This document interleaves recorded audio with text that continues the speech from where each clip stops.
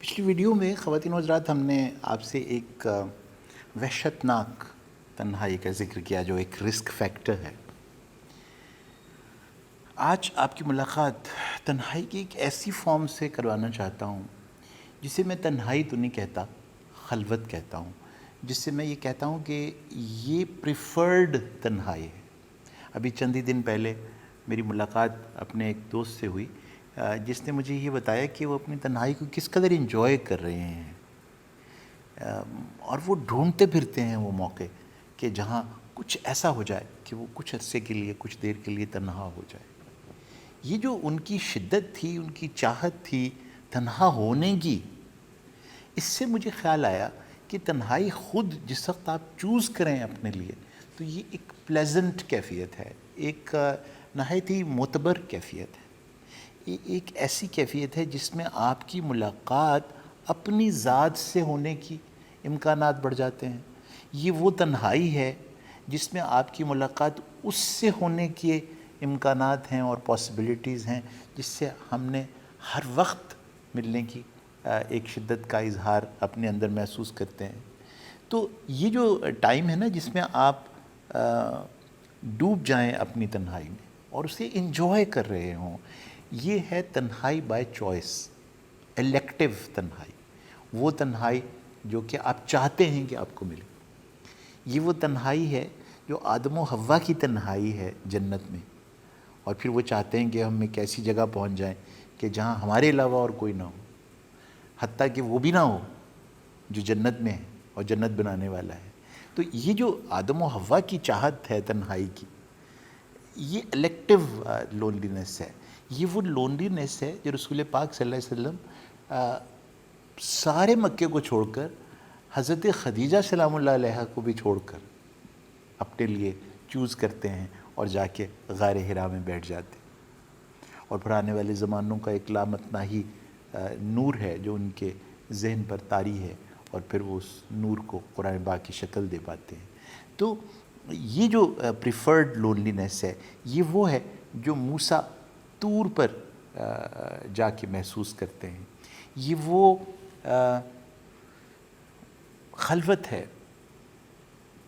جو محسوس کرتا ہے بدھا ایک بینین ٹری کے نیچے بیٹھ کر۔ تو وہ جو ایک اس کی خلوت ہے وہ بھی بہت ہی کمال کی خلوت ہے نا بدھا کی، اور اس میں آپ سوچئے ذرا کہ وہ روشنی حاصل کرتا ہے اپنی اس تنہائی کی وجہ سے۔ وہ محل کی آسائشیں چھوڑ کر، وہ اپنی بیوی کو چھوڑ کر، وہ اپنی سلطنت کو چھوڑ کر ایک ایسی جگہ چلا گیا جہاں اس کی تنہائی سے اس کو زندگی کا راز پتہ چل گیا، اس کو موت کا راز سمجھ آ گیا، اور وہ آنے والے زمانوں میں روشنی اپنی پھیلانے میں کامیاب ہو گیا اس تنہائی کی وجہ سے۔ یہ وہ تنہائی ہے جو کہ آپ سمجھیں کہ حضرت یوسف کو مصر کا عزیز بنا دیتی ہے۔ اگر وہ اس تنہائی میں سے نہ گزرے اور آپٹ کر لے ایک خلوت کو، تو پھر شاید وہ عزیز مصر نہیں بنے گا، لیکن اس تنہائی نے اس کو بہت کچھ سکھا دیا اور پہنچا دیا وہاں جہاں انہیں پہنچنا تھا۔ یہ وہ تنہائی بھی ہے جو یونس نے مچھلی کے پیٹ میں محسوس کی ہے۔ ہاں، اس تنہائی کے اندر ایک انتظار بھی ہے جو ایوب کی آنکھوں کو اندھا کر دیتا ہے، لیکن اس کی آنکھوں کا نور تو چلا جاتا ہے، لیکن وہ ہمیشگی کے نور کے ساتھ ایک تعلق بنانے میں کامیاب ہو جاتا ہے۔ یہ عیسیٰ کی تنہائی صلیب پر بھی ہے جو الیکٹڈ تنہائی ہے۔ اگر وہ چاہے تو وہ اس ہجوم کے ساتھ مل کر بھی رہ سکتا ہے، لیکن وہ صلیب پر تنہا ہے۔ یہ منصور کی تنہائی بھی ہے جب اس کے پاس چوائس تو ہے کہ وہ بادشاہ کا عزیز بن جائے، بادشاہ کا مصاحب بن جائے، لیکن وہ اس بادشاہ کا مصاحب بننا چاہتا ہے۔ تو یہ جو پریفرنس ہے، یہ محرم کے عاشور میں حسین کی تنہائی بھی ہے۔ یہ کوفے کے رستوں میں حضرت زین العابدین کی تنہائی بھی ہے، اور یہ ایک دربار میں جو کہ مسلمانوں سے کھچا کھچ بھرا ہوا ہے، وہاں حضور پاک صلی اللہ علیہ وسلم کی بیٹی کی بیٹی اور نواسی کی تنہائی بھی ہے، یہ حضور پاک کی بیٹی کی ایک دربار میں تنہائی بھی ہے۔ تو یہ وہ تنہائیاں ہیں جن میں چوائس ہے ایک شخص کے پاس، اور پھر وہ آپٹ کرتا ہے اس تنہائی کے لیے، اور پھر وہ تنہائی اسے وہ مقام عطا کر دیتی ہے جو اس تنہائی کے بغیر ممکن نہیں تھا۔ تو یہاں اس ویڈیو میں یہ بات پہنچانا بہت ضروری ہے آپ کو کہ تنہائی ہمیشہ پیتھولوجیکل نہیں ہوتی، تنہائی ہمیشہ رسک فیکٹر نہیں ہوتی۔ اس تنہائی کا انتظار آپ کو اس سے ملا دے گا